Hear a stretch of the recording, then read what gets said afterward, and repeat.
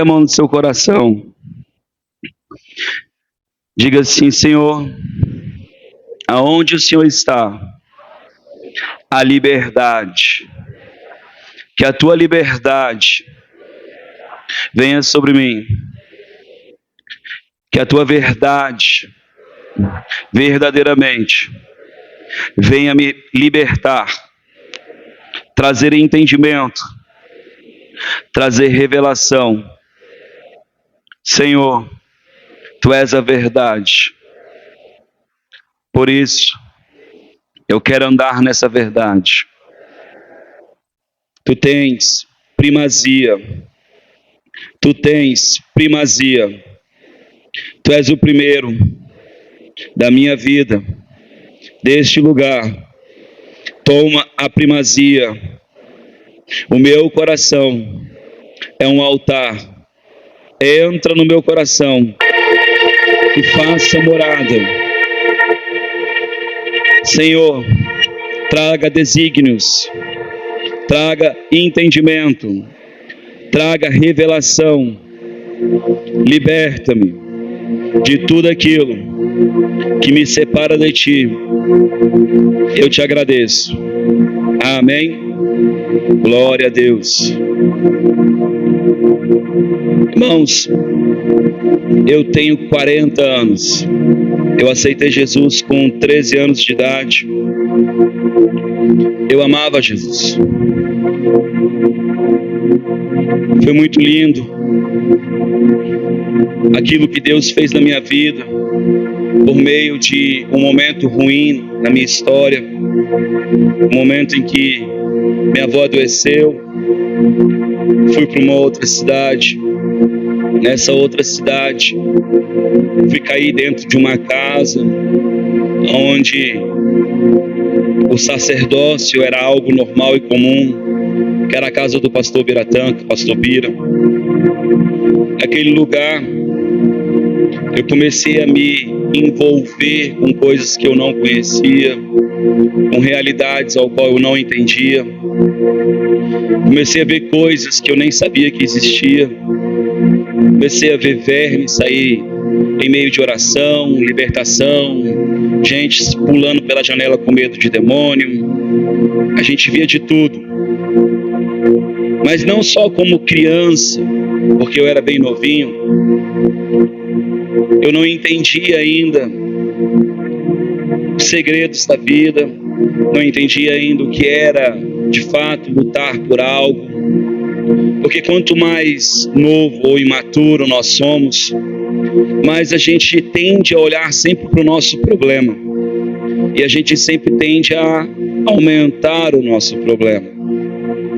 Eu venho de um lar dividido, de uma casa dividida. Pastor, por que você está falando isso? Porque eu sei que tem pessoas aqui que vão entender o que eu estou falando. A minha origem era uma origem que tendenciava a não dar certo. O destino profético, por meio de uma bisa, já apontava para a descendência e orava pela nossa vida. Mas ali eu recebi o toque de Deus, aceitei Jesus, fui batizado, mas eu não tinha força, porque eu lutava contra os meus sentimentos, contra minhas vontades, contra as minhas estruturas, contra aquilo que eu sonhava como um ser humano. Você tem sonhos? Eu também tinha sonhos. E toda vez que algo acontecia errado, eu logo me entristecia e dizia: Deus, você não me ama, você não me vê, você se esqueceu de mim. Quantas vezes eu olhei para Deus e eu disse para Deus que Ele não se importava comigo. Quantas vezes eu me deparei com circunstâncias que, sem perceber, eu me entristecia, me sentia impotente diante adversidade, do abandono, da tristeza, da angústia, da desilusão. Todo mundo tem momento na vida assim. Mas toda vez que eu passava por isso, eu olhava para Deus e dizia: Deus, você não se importa. Com o passar do tempo, com o passar do tempo,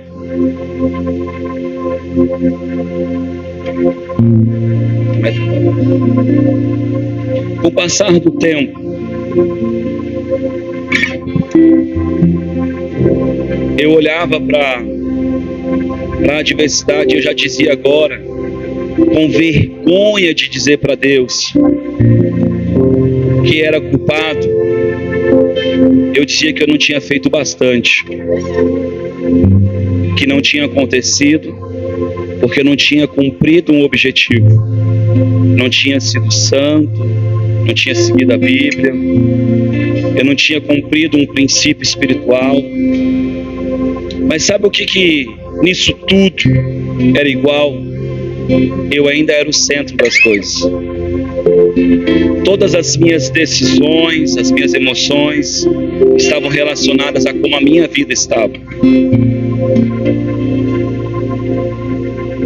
Com o passar do tempo, Deus começou a mostrar qual era a diferença da lei e da graça. E começou a trazer ao meu coração uma divisão do quanto nós não merecemos e o quanto Ele fez por mim. E muitas vezes nós falamos isso, mas agimos diferente. Não, Deus morreu por mim, mas logo em seguida você quer dar algo para merecer. Quando você dobra o joelho, a primeira coisa que você faz, e se eu tiver errado, você pode me chamar de mentiroso. Você pede perdão pelos pecados, porque você ainda tem uma mente de órfão, você ainda tem uma mente de culpado, você ainda tem uma mente acusada. Eu fico imaginando você se relacionar com seu pai terreno. Você chega diante dele e já fala: pai, desculpa. Não faz sentido. Sim ou não, irmãos? Mas nós agimos assim com Deus. Sem percebermos, o nosso coração, ele já anda abatido. De alguma forma, achamos que Deus está esperando nos acusar ou nos julgar. De certa forma, nós queremos corresponder. Não. Nós queremos atender uma expectativa de Deus. Deixa eu te falar. Quando você nasceu, Jesus já tinha feito todas as coisas lá na criação. O pecado entrou por um, mas saiu por um, e não é você. O pecado entrou pelo primeiro Adão e ele saiu pelo último Adão. Jesus, ele é o primogênito porque nós somos os irmãos dele. Ele é o primeiro de muitos. Você agora é nascido de uma linhagem real, pura, santa, já feita. Não vai ser realizado. A Bíblia diz: o Espírito está pronto. Chega pronto. Não precisa ser feito. Já está pronto. Mas como eu olho para Deus, difere de como eu me relaciono com Deus. Se eu olho para Deus e espero fazer algo simplesmente para ser aceito, uma oração que parece às vezes que você quer convencer Ele para Ele te ouvir. Faça assim com a mão, assim, todo mundo assim, ó. Faz assim. Feche o seu olhinho, sem medo. Em nome de Jesus, Espírito Santo,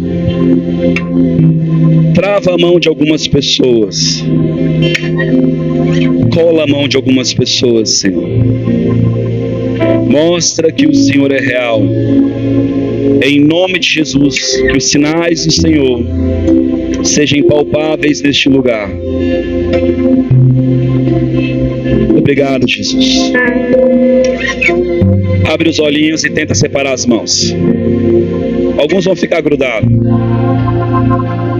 Quem está grudado? Pastor Isaraí, o pastor João. O que é isso? Diga sinal. A gente usa isso na oração de libertação. Mas isso é para libertação? Não, isso é autoridade e domínio. Nós somos reis e sacerdotes. Nós temos autoridade. Eu podia ter determinado assim, em nome de Jesus, grude as mãos. Ia grudar. Mas porque nós achamos que nós não estamos diante de Deus. E se eu fizesse essa oração, você ia fechar o coração. Porque você ia achar que eu não estava pedindo a Deus. Já soltou, pastora? Soltou de todo mundo? O coração. Testa, pastor. O coração. Solta, em nome de Jesus. O coração, ele é uma terra que pode ter adubo, sujeira, impurezas ou sementes erradas. A palavra, e não entenda a palavra escritura, mas entenda a palavra informação, ela pode vir de Deus ou do mundo. Amém, irmãos? E se você estiver se alimentando de algo que não é genuíno do Espírito de Deus, você vai andar debaixo desse espírito de medo, o espírito do mundo. Às vezes você pode ler a Escritura, mas ter fermento de homem. Qual é o fermento do homem? O fermento do homem é você olhar para Deus da forma errada. Com 27 anos, praticamente 13, 14 anos depois da minha conversão, um dia eu vi um homem muito esforçado. Muito esforçado. Pegava as pessoas, levava, ia, tirava o seu domingo, os seus dias da semana para cuidar de pessoas. E eu chegava no culto, eu via as pessoas desapercebidas. E eu chorei naquele dia e falei: Deus, mostra para mim o que esse homem não viu. Ele não era um homem ruim. Ele era esforçado. Assim como muitas vezes nós fomos na nossa caminhada. Mas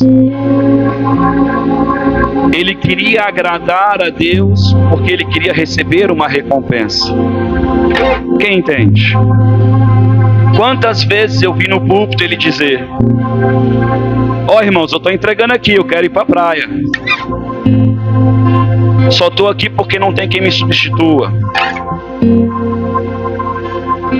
Ele estava ali por obrigação.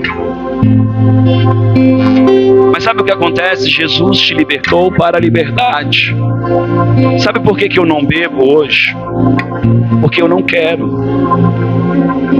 Sabe por que o mundo bebe? Porque ele é escravo do diabo. Ele é escravo do prazer. Ele faz aquilo que lhe faz bem, porque ele é o centro ainda das coisas.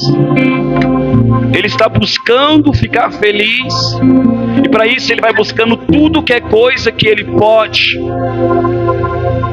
para ser alegre, ser feliz. Ele vai buscar num amigo, numa amiga, numa conversa, numa festa, numa viagem, numa roupa, numa aceitação. E nós fazemos assim também com Deus. Começamos o nosso relacionamento dentro da igreja sem merecer, imerecido, mas logo depois nós entramos numa performance. A performance é onde eu quero fazer algo para ser visto, para ser ouvido. Eu lembro que no meio disso tudo eu sempre fui muito usado em profecia, talvez antigamente muito mais do que hoje. Eu lembro a primeira vez que eu vi uma pessoa, que eu botei a mão nela e Jesus apareceu para ela. Quem já viu Jesus, irmãos? Eu nunca vi Jesus. E aquela pessoa, o rosto dela brilhava. E eu comecei a chorar com ciúmes. Eu disse: Deus não é justo. Eu disse: e essa pecadora, eu é que merecia te ver. Pois aconteceu 2, 3, 4, 5. Teve uma, irmão, que a vida da pessoa era um bagaço. Fala, pecadora. Pior que pecadora, irmão. E a hora que eu botei a mão, Jesus apareceu para ela. Irmão, e não era uma coisa dela falar para mim. O ambiente mudava. Nessa vez eu botei já a cara no chão. Apesar de não enxergar Jesus, eu sabia que ele estava ali, porque veio um temor dentro de mim que era desesperador. E eu disse: Deus, não pode. Pecadora. E naquele dia eu chorei o choro da alma. Eu disse: Deus, eu quero saber, eu quero te ver. E Jesus falou a coisa que eu menos queria ouvir. Ele disse: filho, felizes são aqueles que não me veem e creem. Mas eu quero, Senhor. Aí ele falou para mim: filho, quando você entender o meu amor, quando você entender como eu olho para as pessoas, e aí que eu entrei em parafuso. Eu falei: sim, Senhor, agora você... Primeiro que a primeira coisa, eu sei que é um texto bíblico, mas não me confortou. Eu quero te ver. Segundo que a segunda coisa, é claro que eu não sei como você vê as coisas.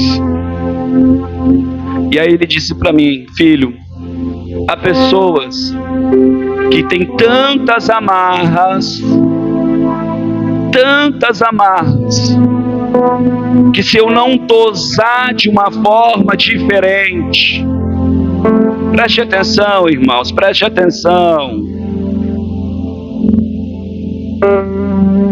Se eu não dosar de uma forma diferente, sabe, irmãos, tem pessoas que já ouviram essa mensagem umas 500 vezes, pelo menos eu pregando, e não mudaram a vida ainda. Quantas outras 500 vezes você vai precisar ouvir isso? Esse é o lado que as pessoas dizem que o apóstolo é duro. Mas sabe por que eu sou duro? Porque eu amo você e não desisto de você. Porque as outras 500 vezes fui eu que preguei também. E pregaria mais 500 vezes, mas enquanto dura as 500 vezes, você está sofrendo, apanhando, o diabo te tocando.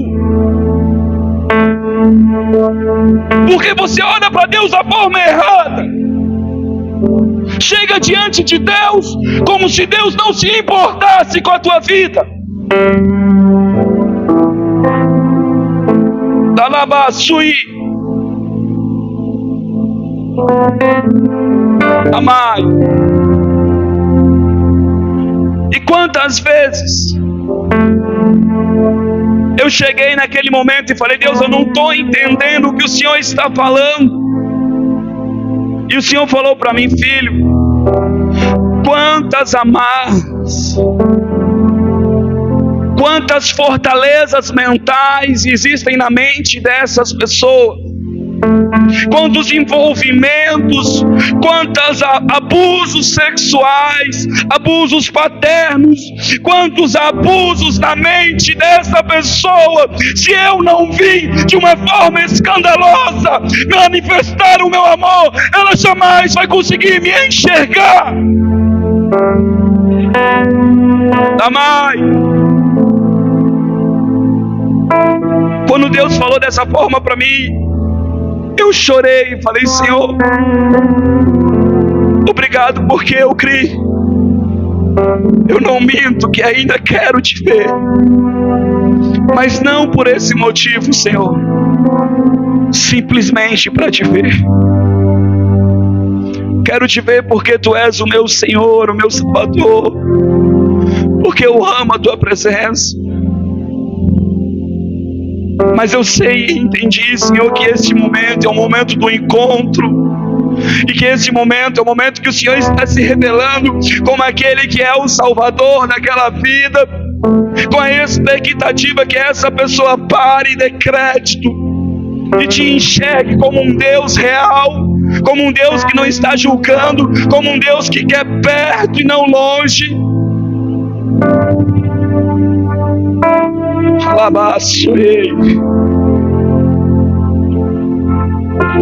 Mas volta e meia a nossa alma oscila. Às vezes você briga com alguém, em vez de você chegar para Deus e falar assim: Deus, não tem jeito, parece que eu não mudo, você pega e murcha e vai para o cantinho e do isolamento.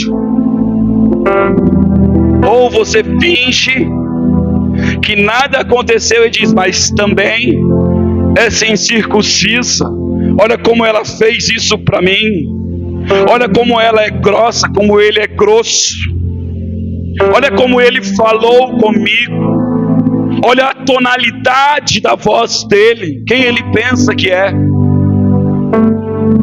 E de novo, nos tornamos o centro de todas as coisas. Enquanto nós não entendermos que não tem nada a ver conosco, mas com quem Ele é. Ele é. Ele é bom. Ele é bom. Se os teus olhos forem maus, todo o teu corpo é mau. E não pense você que os teus olhos são bonzinhos, porque eles não são. O colírio de Deus faz você enxergar as coisas de Deus. O Jadson citou um texto que a gente sempre cita: estendi as minhas mãos, o Senhor falando, o dia todo. O que significa isso? Favor, favor, bênção, provisão, segurança, proteção a um povo rebelde. Que isso, pastor? Deus não estendeu a mão a um povo santo, purificado, puritano, não. A um povo rebelde, porque Deus escolheu amar, Deus escolheu cuidar, Deus escolheu manifestar a sua presença. Deus escolheu fazer teofanias para que pudéssemos os enxergar por meio da sarça, por meio de Cristo, por meio da arca, por meio de tantas coisas, por meio da Escritura, por meio de pastores, por meio de ministros, por meio de mensageiros, por meio da natureza. Mas como enxergar Deus se nós não pararmos de olharmos para nós? Como receber os braços do Senhor? Porque o texto diz: a um povo rebelde, vírgula, que anda segundo os seus próprios pensamentos, que anda como quer, que faz o que quer, que planta o que quer. Êxodo 33 fala que Deus manda o povo se separar, porque Deus ia se manifestar a eles, aparecer para eles, vir visitar o povo, vir se relacionar com o povo. Mas sabe o que acontece? Deus veio porque o povo não estava acostumado com o caráter de Deus, com a forma de Deus se manifestar. Entenda, fogo manifesta calor porque é fogo. Glória se manifesta glória porque é glória. Deus se manifestou como homem, mas ele se esvaziou para ser um homem. Mas Deus é o Big Bang. Deus é poderoso. Não tem como ele não ser o que ele é. Ele é. E ele veio ali em glória. Mas diante das coisas físicas, uma coisa de Deus não muda.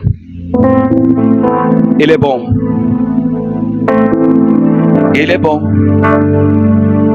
Mas aqueles que são guiados pelas percepções humanas, olharam o fogo, olharam os trovões, olharam o monte fumegando e temeram. Porque afinal de contas, esse fogo representa que Deus está com raiva. Afinal de contas, todo esse movimento, na verdade, Deus está nos trazendo aqui para nos matar. É isso, irmão. E a Bíblia diz que em meio a essa glória, em meio a esse movimento, o povo correu, porque temeu.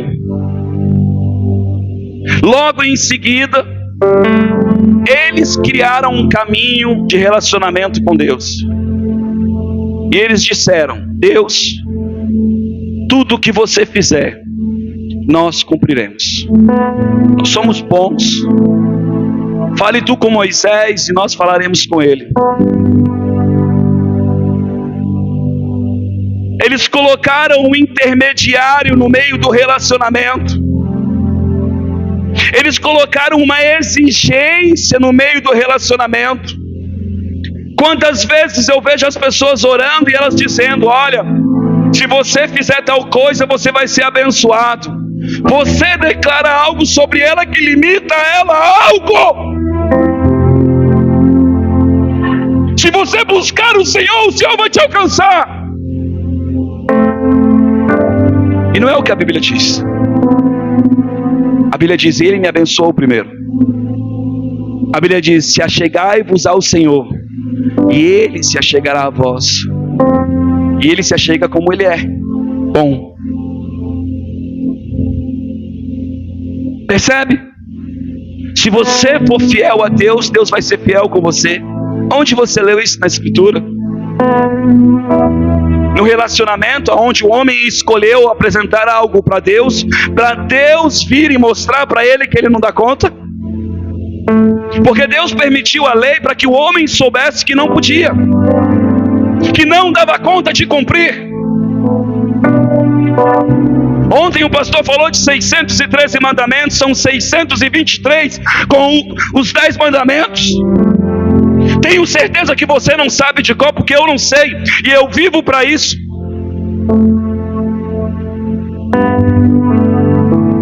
A minha base não pode ser o meu braço. A minha base não pode ser a minha performance, porque Deus está satisfeito com Cristo. Ele olhou para o sacrifício na cruz, com a obra que Ele fez, e Ele disse: estou satisfeito. A Bíblia diz que agradou moê-lo, por amor a você. A Bíblia diz que o Senhor Jesus veio para que você pudesse ter acesso ao Pai.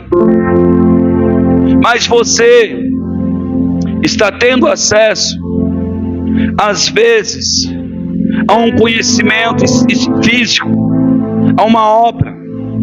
Irmão, se você estudar, você passa numa prova? Sim ou não? Sim ou não? Se você cumprir um princípio bíblico, também vai ter uma recompensa. Mas não é o melhor caminho. Não é o melhor caminho. Não é o melhor caminho. O melhor caminho é Cristo. A teologia perfeita. O melhor caminho é entrar pela porta. O melhor caminho é acessar o coração do Pai. O melhor caminho é confiar no sangue, entrar naquele lugar e dizer: Pai, obrigado. Aqui, ó, eu tenho a marca da promessa. Eu tenho sangue nos ombrais. Eu tenho o sangue que me lava, que me purifica. Eu tenho a água da palavra que lava as minhas vestes. Eu tenho.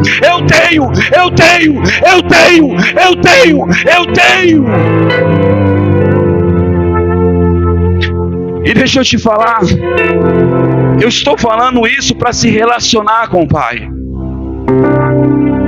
Não é para você enfrentar o capeta, porque a Bíblia diz que quem está em Cristo não tem maldição. Tem uma muralha em volta de você. Tem anjos que estão a serviço daqueles que hão de herdar a salvação. Eu vou continuar dizendo: você é abençoado. Eu vou continuar dizendo: Deus vai te tocar. Eu vou continuar declarando sobre a tua vida um tempo novo. Porque toda vez que nós declaramos algo sobre alguém, nós estamos anulando palavras de maldição que foram lançadas, palavras enviadas. Nós, como sacerdotes do Senhor, estamos liberando sobre a vida das pessoas um novo tempo, uma nova história, um novo de Deus. Isso sim, cabe a nós. Pastor, mas e quando eu erro? Abra sua Bíblia em João capítulo 8.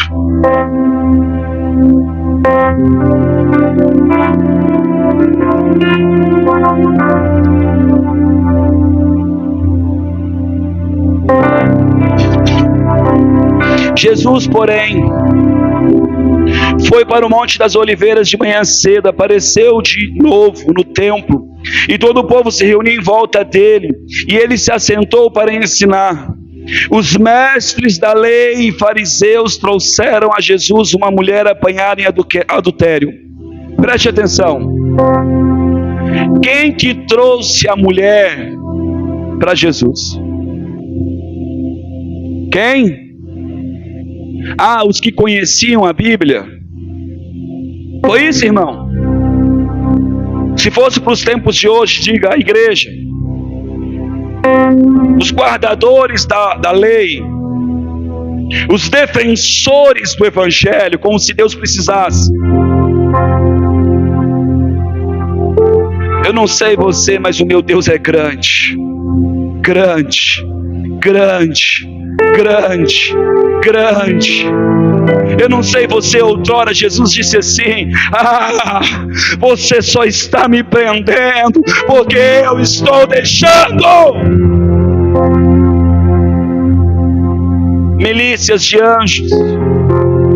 E aí às vezes a gente acha: não, porque eu vou mandar aqui uma centena de anjos. Ô irmão, um anjinho do Senhor matou mais de 100 mil pessoas. Não é a quantidade de anjo, é a quantidade de autoridade que esse anjo carrega. Não é o cargo eclesiástico que você tem, mas é o chamado que você carrega. É o quanto você corresponde com aquilo que Deus te pede para fazer. É o quanto você se anula em prol de algo do Senhor. É o quanto o cetro do Senhor, do Rei, aponta para você e diz: meu favor sobre ti, o meu favor sobre ti. Mas sabe, para Esther receber o favor do Rei, ela teve que abrir mão da sua condição de segurança. Ela teve que se expor, se colocar numa condição de morte, de perigo pelo outro. O jejum dela não foi por ela, mas pela liberdade do seu povo. E aí o cetro do rei apontou para ela. E o rei deu o anelzinho de selo e disse: filha, pede o que quiseres. Você sabe o que é você ter um anel? Um anel que sela as coisas. Isso é andar no reino. Mas tem muita gente que não entende o que é isso. As pessoas pregam sobre Elias, pregam sobre João Batista, mas o próprio Cristo fala. Preste atenção aqui, irmãos. A mensagem vai durar 1 hora. Depois de 1 hora você faz o que você quiser.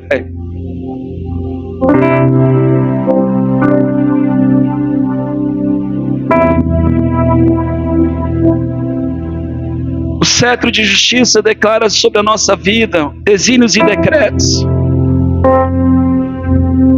que nós podemos liberar sobre a nossa caminhada, sobre a nossa história. Mas a Bíblia diz que Jesus, ele olha assim certa feita e diz: o menor no reino, o menor. Eu acho que talvez não seja um de nós, porque a Bíblia diz: o menor no reino será maior do que todos esses que passaram. Você gosta de Elias? Você é maior do que Elias. Você gosta de Moisés? Você é maior do que Moisés. O próprio Cristo diz isso. Agora eu pergunto para você: você anda como quem entende que recebeu algo maior do que Moisés recebeu? Você anda como alguém que entende que recebeu algo maior do que Moisés, algo maior do que Abraão? E olha que Abraão, ele vem antes da lei. Abraão conseguiu enxergar Cristo sem ter a Escritura. Abraão conseguiu enxergar Cristo sem ter alguém cheio do Espírito Santo botando a mão nele. Abraão conseguiu enxergar Cristo sem ter um monte de tecnologia que nós temos. Quantas coisas nos tiram da atenção. Ai, pastor, está tão quente aqui. Eu lembro o dia que eu fui num acampamento. Estava assim tudo bonito, tudo arrumado. Eu via muito esforço, muito empenho das coisas. O Guga estava lá comigo. E na época eu fui dormir na casa do pastor que nos recebeu depois do evento. Quando eu cheguei lá, o banheiro era de lona. Não tinha nenhum tipo de estrutura no seu banheiro, na sua casa. Tudo muito, mas muito modesto. E a igreja toda linda. Eu me senti tão fútil. Minha casa tem porcelanato. Minha casa tem tinta nas paredes. E eu olhei para aquele homem e falei: Senhor, esse homem te serve com alegria.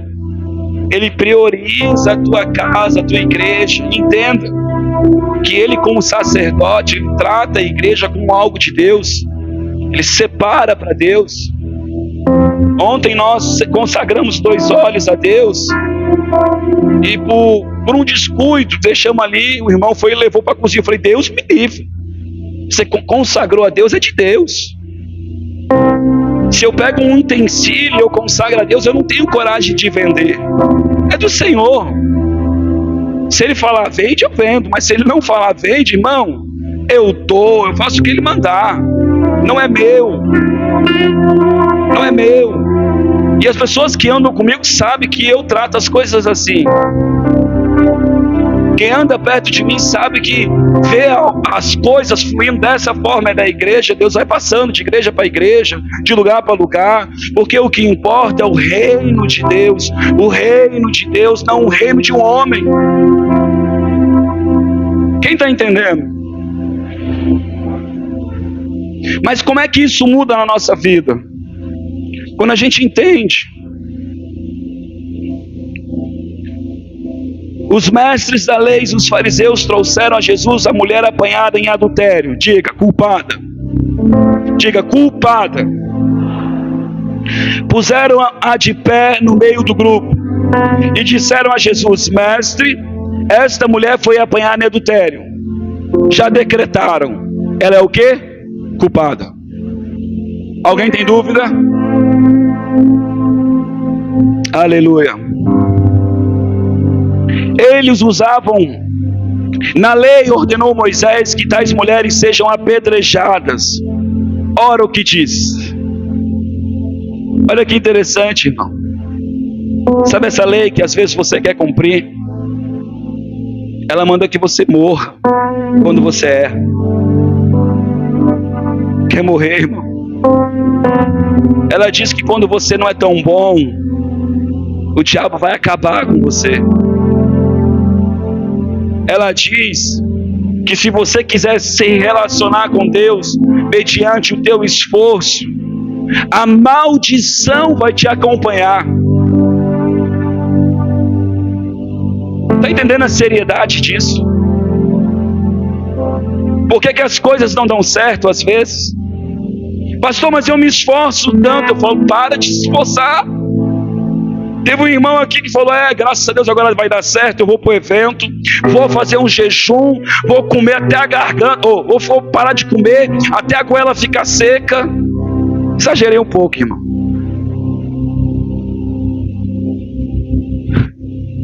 Sabe o que eu fiz? Eu disse para essa pessoa, você está proibido de jejuar. Que isso, pastor? Você é meu pastor. Porque eu sou o seu pastor, estou te proibindo de jejuar. Porque tudo que você conquistar no evento vai ser porque Deus te ama, não porque você merece.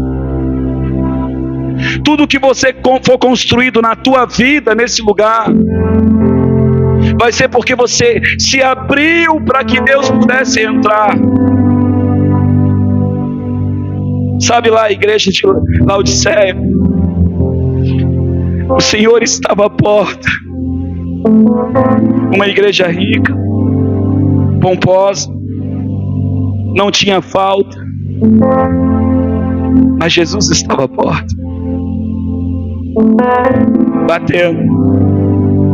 E eu fico pensando, qual é o sentido de ter uma igreja e não ser um lugar onde Ele habita, de não ser um lugar onde Ele é o centro? Qual é o sentido de um culto onde eu não o cultuo? Qual é o sentido de eu vir a um lugar como esse e não querer ser tocado, transformado por Ele? Qual é o sentido eu me submeter a tudo isso e não me permitir fazer com que Deus faça algo na minha vida? Qual é o sentido eu caminhar até hoje preservando a minha imagem e não chegar aqui e falar, Deus, chega? Se eu tiver que estribuchar, manifestar demônio, eu vou, mas eu vou sair daqui liberto, transformado. Qual é o sentido você entrar diante da casa do rei e não se prostrar diante dele? Qual é o sentido você ver as mãos dele estendidas para você e você não pegar? Diz ele, venha a mim, venha, venha, venha e beba. Mas você tem que estar com sede. Sede. Como estar com sede? Essa mulher estava com sede.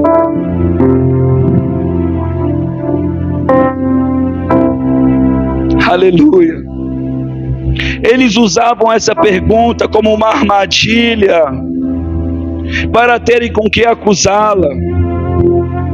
Sabe qual era o objetivo deles? Guardar a lei, irmãos? Ou era priorizar, guardar a sua posição diante dos homens? Vou mostrar que esse Jesus é uma fraude. Ele não pode tomar a minha igreja. Ele não pode tomar a minha posição de pastor.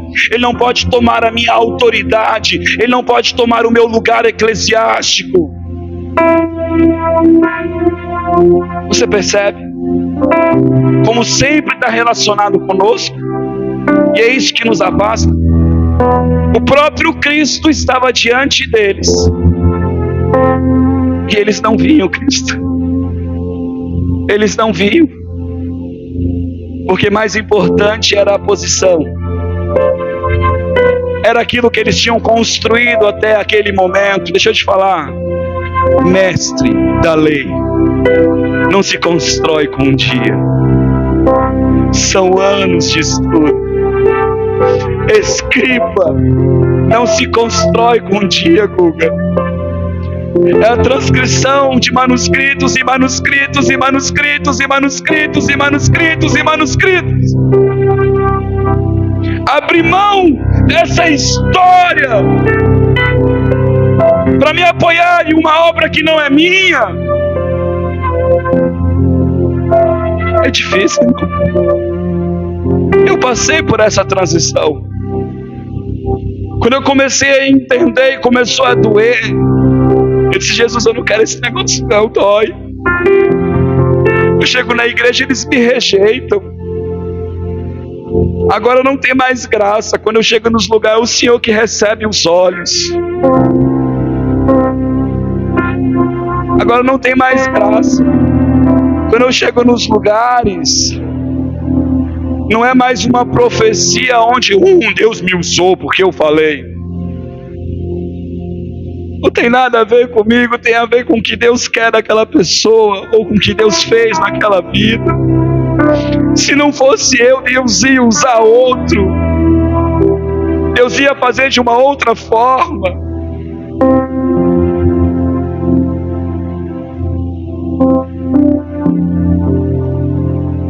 Eles usavam essa pergunta como uma armadilha para terem do que acusá-la, mas Jesus se inclinou, começou a escrever na terra com o dedo.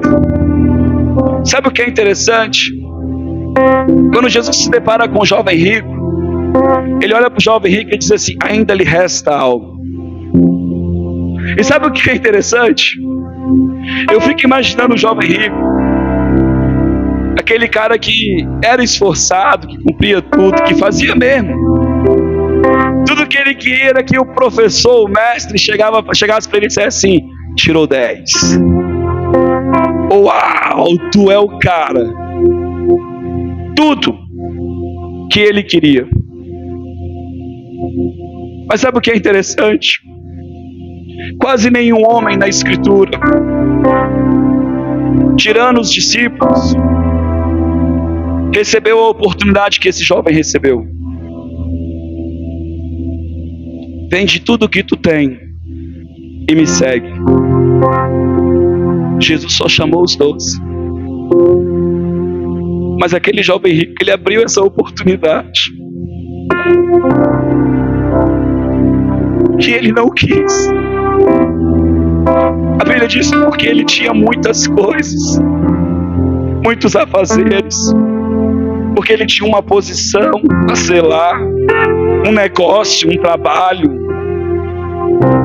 Eu lembro o dia que Deus começou a ministrar no meu coração que eu seria pastor, e eu disse: Deus, eu não vou ser pobre. Que isso, pastor? Falei para Deus: vou ser pobre não, Deus. Eu vou ganhar 20 conto. Era novinho, irmão, falei isso para Deus. O dia que eu recebi um salário de 20 mil, a primeira vez na minha vida, eu disse: Deus, isso aqui é lixo. Isso não alegra o meu coração. Veio no pior momento da minha vida.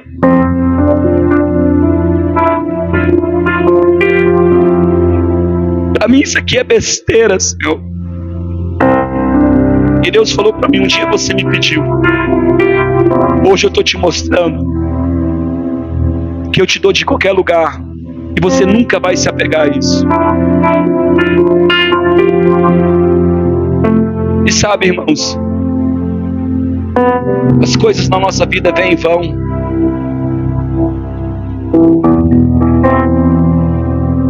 E a Bíblia diz que Quanto mais aumenta os nossos recursos, aumenta aqueles que dependem de nós.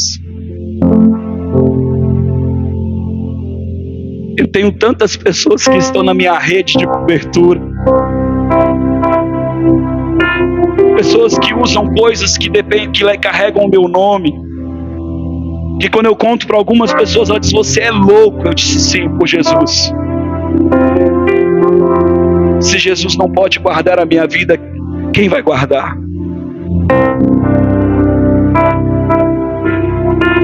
Pastor, do que você está falando, pastor? Cada pessoa, irmão, vai passar por uma jornada diferente de entrega. Como eu disse para vocês, eu queria ter. Deus gerou tanta necessidade na minha vida, mas tanta necessidade. Aí o dia que eu tinha um empreguinho, estava ganhando mais ou menos, eu me sentia impelido de dar um emprego para Deus. Sabe quando Deus te pede o teu Isaac? E eu morria de medo na época da minha esposa pisar em mim. Eu morria de medo de não ser pai, não cuidar da minha casa. Eu morria de medo de não ser homem, porque eu confiava em mim. Eu não confiava no cuidado de Deus. E de repente, eu lembro que eu peguei cheio de empréstimos, cheio de dívidas, com tanto esforço, com tantas coisas já construídas, mas era botar a mão dava errado, botar a mão dava certo, botar a mão dava errado, porque é assim, sempre tem a maldição no meio, sempre tem. E de repente eu falei assim: tá bom, chega, quer meu emprego? Toma, é teu, não quero mais trem. Acabou. Pensa um desespero, eu de lá na Asa Norte, embaixo de uma marquise, parecendo um maluco, falando com Deus. Pastor, não teve pregação? Não, irmão, não teve fundinho musical, não. Eu e Deus. Aí eu chego, vou lá num lugar, chega a pastora Isaraí, senta do meu lado. Filho, Deus falou pra mim que você vai ser promovido. Pensei que ele tivesse velho. Tava até agora brigando contigo. Tava até agora dizendo que agora eu vou te dar. Agora tu vem com essa conversa de doido. Você não tá entendendo, irmão. Eu tava arrancando um pedaço de mim, a minha segurança. E agora vem a pessoa e diz que eu vou ser promovido. Eu acabei de te dar. E eu pensei isso dentro de mim. Ela só olhou e falou assim: para tu saber que é Deus. Ela não sabia o que estava rolando aqui dentro, o furacão aqui dentro. Cara de paisagem era básica. Sabe a cara de paisagem? Para você saber o seu salário será R$5.000. E eu lembro, falei assim: cara, como é que ela sabe que é o próximo cargo isso? Falei: que viagem estranha. E eu fiquei assim meio confuso. E aí eu lembro que eu fui na igreja. Eu lembro que eu ia trocar de igreja na época. Eu ia servir numa outra igreja. E aí eu tô lá subindo a filinha para falar pro pastor a coisa, né, que não é tão agradável. Aí eu cheguei de frente dele, ele bate no meu peito: filho, eu vejo um degrau e Deus te subindo no degrau. Eu falei: para, velho. De novo? Você não tá entendendo? Foi assim que eu fiz mesmo, dentro de mim. Até agora eu achei que você queria um negócio. Quando eu pego e abro mão, você disse que vai me promover. Irmão, não estava ofendendo Deus, mas eu achava que Deus era meio bipolar. Não é possível. Até agora eu estava aqui lutando contigo para não te entregar. Quando eu te dou, você diz que vai melhorar a coisa. Irmão, e aí eu dobrei o joelho e fui chorar. Não, tá errado esse trem. Você tem que falar comigo, tem que explicar, eu não estou entendendo. E de repente Deus falou comigo. Deus disse: filho, eu nunca quis ter um emprego. Eu queria o teu coração. Mas enquanto você estivesse se apoiando em algo que não fosse em mim, nunca seria meu. E eu vou te mostrar que lá eu vou fazer você próspero. Porque eu nunca quis isso de você. Eu vou te mostrar que aonde você botar a mão, eu vou te prosperar. Porque eu nunca quis isso. Mas enquanto você quiser isso, você vai lutar comigo com isso. Eu vou te resistir. Irmão, Deus não te derruba, irmão. Ele só não te abençoa. A bondade vem dele. Toda boa dádiva vem do Senhor. Se você não está debaixo dessa bondade, lamento, você está debaixo da maldição. Se você não entende quem Ele é, lamento. Ora vai vir colheita, ora vai vir maldição, porque a colheita, quando você anda segundo o teu esforço, também é a maldição. Maldito o homem que confia no seu braço, que do seu braço faz sua força. Maldito. Tá entendendo? Sabe qual foi o momento que eu fui promovido no meu trabalho? No momento que eu menos merecia. Eu chorei no carro e disse: Deus, eu não quero ser promovido, Senhor. Você deve achar que eu sou meio maluco, né, irmãos? As pessoas que eram mais íntimas de mim ouviam eu falando isso. O Léo deve lembrar disso.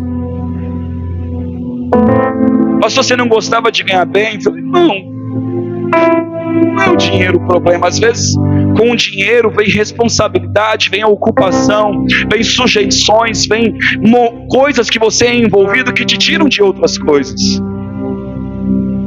Deus levanta um príncipe, diga um príncipe, e muda a tua história. Um príncipe.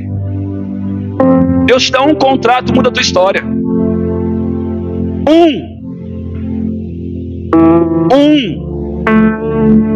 Você está entendendo? Não é algo difícil para Deus. Mas será que Ele pode fazer isso com você? Será que o teu coração vai estar disponível assim? Ou você vai estar querendo colocar uma roda melhor no teu carro, na tua casa, na tua vida, nas tuas coisas? Sabe como é que algumas pessoas olham para mim e falam: Jonathan, às vezes parece que você é um otário. Você fica fazendo as coisas para os outros e não para você. Eu já perdi as contas das vezes que eu ouvi isso. Eu já perdi a conta das vezes que as pessoas chegam para mim e falam assim: você deixa elas te manipularem. Por amor a Cristo. Por amor a Cristo. Se você não se sujeitar a algumas coisas, você não vai dar oportunidade daquela pessoa enxergar a bondade de Deus. Porque se ela achar que precisa merecer, ela nunca vai ver Deus. Ela vai ver mérito. Mérito. Mérito. Aleluia.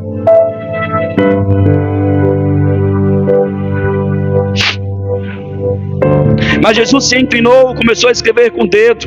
Provavelmente Jesus estava aqui dizendo: na lei, o homem e a mulher que for pego em adultério.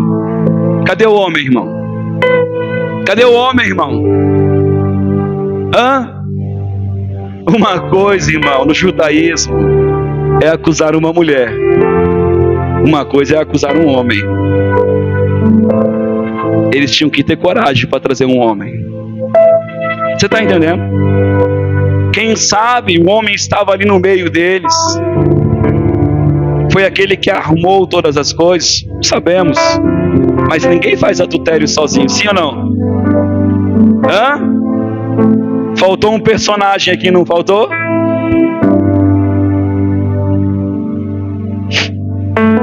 Como insistisse a pergunta, ele se endireitou e disse: aquele que dentre vós está sem pecado primeiro, esse lhe atirará a pedra. E eu fiquei imaginando, irmão, vindo aquela tristeza segundo Deus, convencendo eles e sabendo que para ser certo tinha que acusar os dois. Está entendendo?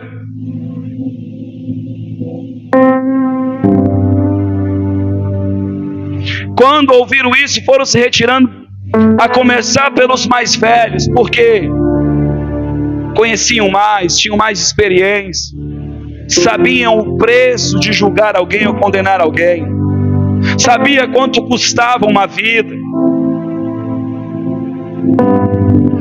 Até que ficaram só Jesus e a mulher naquele lugar. Jesus endireitou-se e disse à mulher: onde estão eles? Sabe, não está escrito aqui, mas eu vou dizer para você: cadê os teus acusadores? Cadê o teu adversário?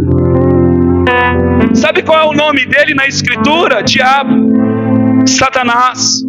Porque essas palavras têm significado de adversário, oponente, acusador. E você acha que é poderoso? Não, irmão, ele só te acusa. E se você acredita, você anda na vibe dele. Às vezes as pessoas veem, não, porque eu vi, às vezes eu sei que elas viram, mas eu também conheço a escritura e eu digo: não temerei notícia ruim, porque o Senhor é a minha segurança.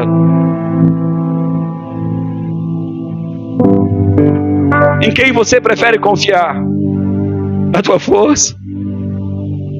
No teu braço?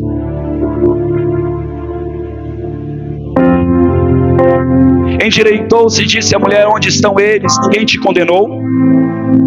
Respondeu ela: ninguém, Senhor. Disse-lhe Jesus: nem eu também te condeno. Agora vai e abandone esta vida de pecado.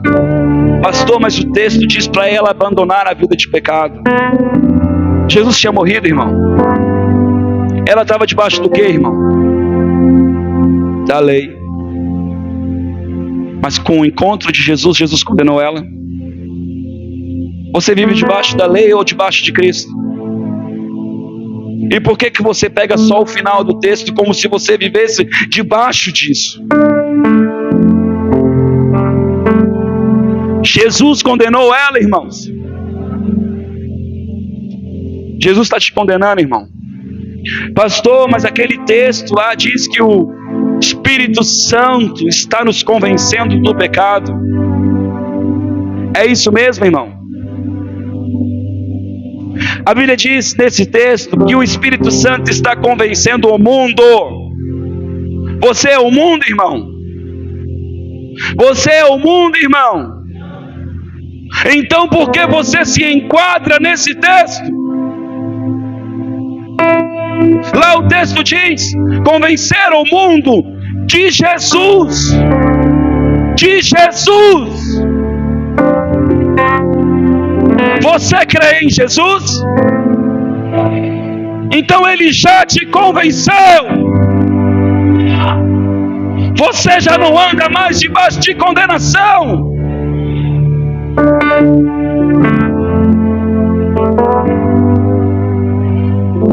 Tarabacaçou. Aleluia.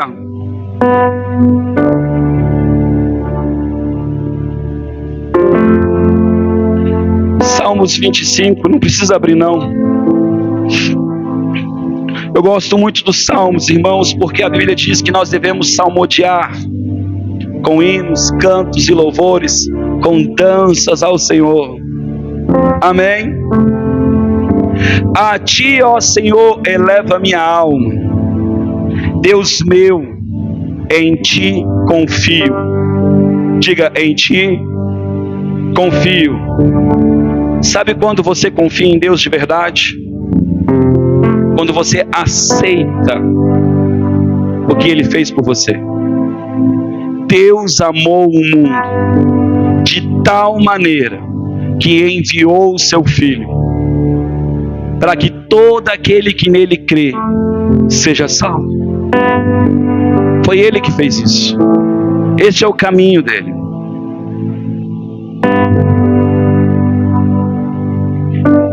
Aleluia. Não deixes que eu seja envergonhado, nem deixes que eu triunfe sobre mim os meus inimigos. Nós temos inimigos, irmãos. Sim, o inimigo da nossa alma, Satanás. As nossas percepções humanas que ainda não foram entregues a Deus. Nós temos uma luta contra o nosso ser ainda, que partes dele ainda não foram entregues de fato. A Bíblia diz que quem anda em medo não é aperfeiçoado no amor. Quantas áreas da nossa vida geram medo? Gera necessidade. Se eu não fizer, se eu não fizer, se eu não fizer, se eu não fizer não vou ter, se eu não fizer não vai vir, se eu não me movimentar, se eu fechar, se eu abrir, se eu.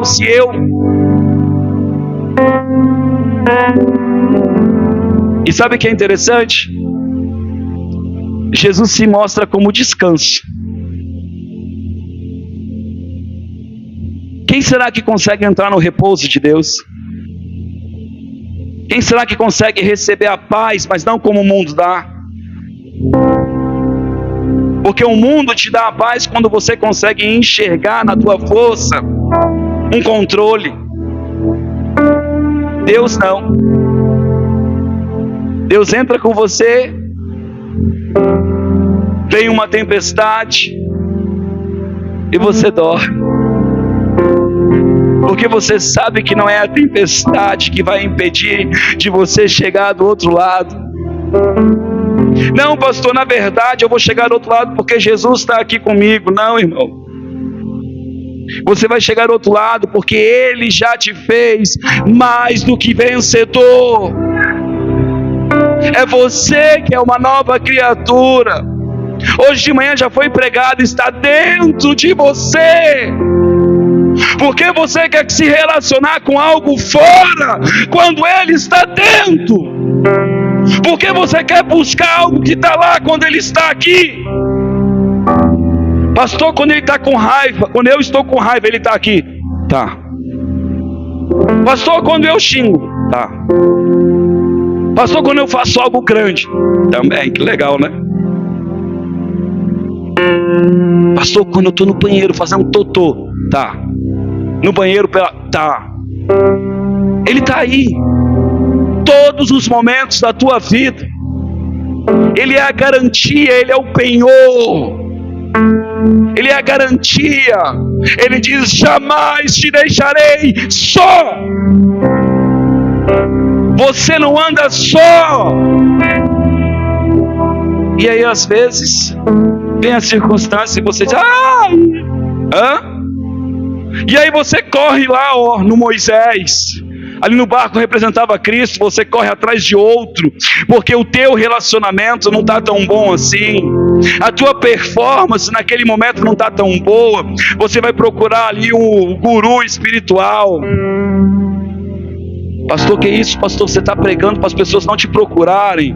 Claro que vão me procurar. O aflito, o cansado, o abatido, a criancinha. É natural. Mas aquele que é moldado pela fé, o maduro, o que entende os princípios e o chamado, que entende aonde foi apontado, ele vai se apoiar no caráter de Deus, ele vai se apoiar no que Deus falou para ele. Ele não vai olhar para a circunstância, ele vai rir do problema.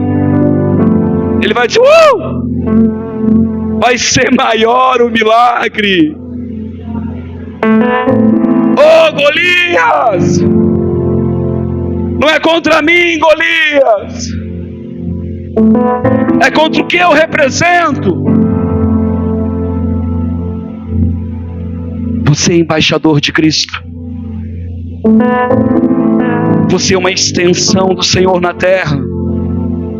Você é o corpo do Senhor.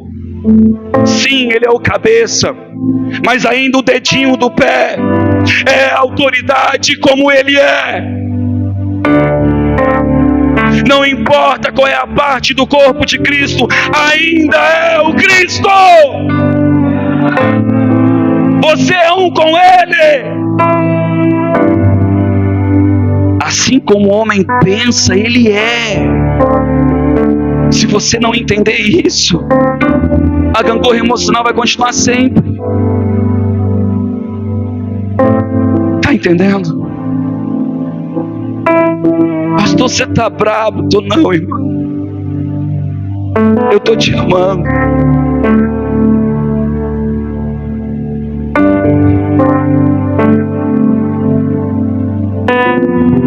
Se você entender isso, Deus, você vai conseguir palpar na mão do Senhor de verdade. Enquanto ali Moisés estava subindo o monte, o povo estava correndo, irmão, correndo de medo. Sabe de uma coisa? Era Deus, Duda. O dia que a irmã falou assim, não, porque apareceu um anjo grandão atrás de mim, não sei o que, e tal, eu tomei um susto, e não sei o que, aí eu parei e falei assim, eu acho que eu também tomava. Você está entendendo?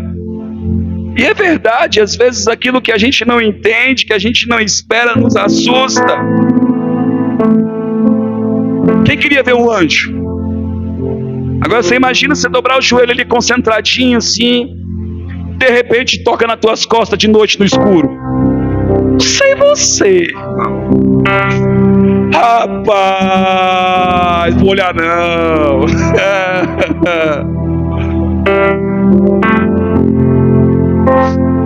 Mas a gente faz isso com Deus. Nós fazemos isso com o Senhor. Porque não entendemos, não esperamos, não nos preparamos para isso. Quando Ele vem, a gente busca outro para nos se relacionar, outro para pagar o preço, outro para ser o porta-voz. E eu quero que você entenda uma coisa: Deus escolheu pessoas. Ainda existem pessoas como Moisés, ainda existem pessoas como Elias, ainda existem pessoas que são chamadas, escolhidas por Deus, vasos de honra. E eu falo isso porque eu me vejo como um príncipe do Senhor. Eu me vejo como um vaso do Senhor e carrego algo de Deus que é para os outros, não é para mim. Os dons do Senhor são para a igreja. Se eu não tiver, não sirvo para nada. Ricardo, esse teclado guardado no guarda-roupa faz esse som lindo, mas ele pode estar até aqui no lugar certo, ligado na tomada. Se não tiver o operador, se você não tiver o Espírito Santo fluindo, falando com você, te guiando, te conduzindo, mas se não tiver a energia que vem do Pai, que te motiva, que te leva além, que faz você ir,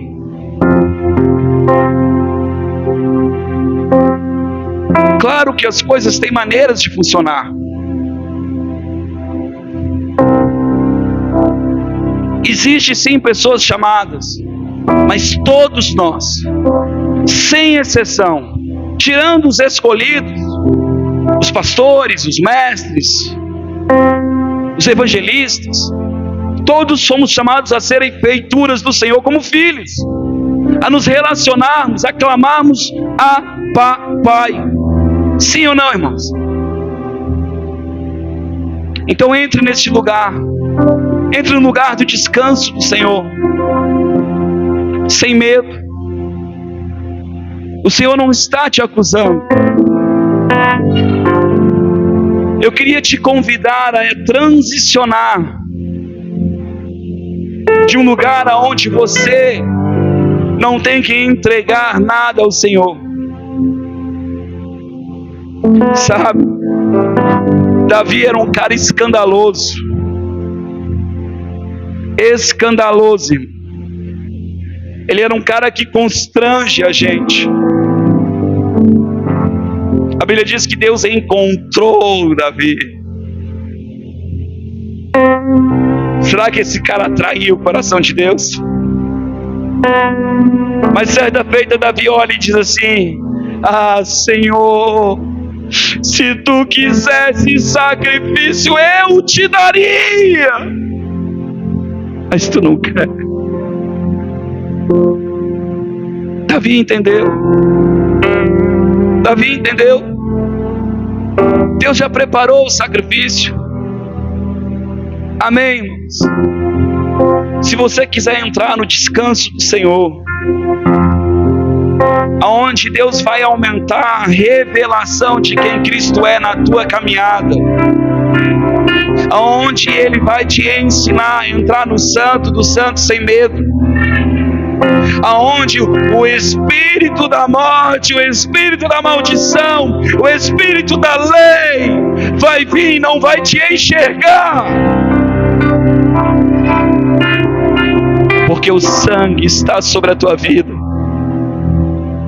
O sangue do Cordeiro está sobre a tua vida. E sabe o que é legal? Eles comeram do Cordeiro. Ele também tem algo físico para a tua vida. Quem gosta de comer churrasco? Aleluia! Diz o meu primo: rapaz, eu vou aí, se a gente tem que fazer um holocausto. Churrasco é holocausto. Deus ali deu a carne do Cordeiro. Deus deu o sangue, que é o espiritual. Deus te deu a palavra, que é o pão. Cristo é a própria palavra, Cristo é vivo. O Espírito Santo, o Espírito da verdade, o Espírito da palavra, o Espírito da profecia. Ele só vai se manifestar com você quando você entender o que foi a justiça de Deus, o que Ele fez por você. Se você quiser transicionar, não fique com vergonha. Sabe, os mestres da lei tiveram vergonha, não quiseram perder a posição de diácono, de apóstolo. Eu não sei você, às vezes eu tenho vergonha de ser chamado de apóstolo, irmão. Porque a gente sempre olha pra gente e a gente quer oferecer algo. Mas para Deus você não precisa oferecer algo, você precisa aceitar, pegar na mão dele, entrar neste lugar. Enquanto aquele povo correu, Moisés entrou em densas trevas. E aquelas densas trevas significa a presença do Espírito Santo, um lugar onde ele não palpava, onde ele não enxergava, mas ele ouvia a voz do Senhor. Ele sentiu o cheiro do seu amado. Ele veio. Mas quando nós olhamos para nós, ainda que Ele venha como veio no Éden, nós corremos, nós tememos, nos cobrimos, nos protegemos e não percebemos a sua bondade. Eu quero te convidar a vir à frente, aquele que entende o que eu estou falando, para que você faça uma oração diante de Deus e diga: Deus, revela ao meu espírito essa verdade. Eu quero viver um novo tempo. Eu quero viver um tempo onde eu não ando debaixo da minha justiça. Eu quero viver um tempo, Senhor, aonde é a tua bondade que me cercará, é a tua mão. Eu vou pegar nela, eu vou confiar que os meus acusadores não vão vir cobrar. Eu vou confiar. O Espírito da profecia será sobre ti. O Espírito da profecia será sobre a tua casa. O sangue do Cordeiro vai te esconder nesta tarde, vai esconder a tua vida do teu acusador. Aonde estão os teus adversários? Aonde estão aqueles que te oprimem? Aonde estão? Da Manassou. Ore, diga a Ele: Espírito de Deus, Diga papai. Chama ele de papai. Diga meu papai. Ele não está te acusando. Nessa tarde você tem o perdão do Senhor. Jesus te fez maldição na cruz para que você não fosse maldito. Jesus te fez pobre na cruz para que você não fosse pobre, não só fisicamente, mas espiritualmente. Jesus venceu a morte, a distância do homem para com Deus, para que você tivesse comunhão com Deus. Jesus venceu.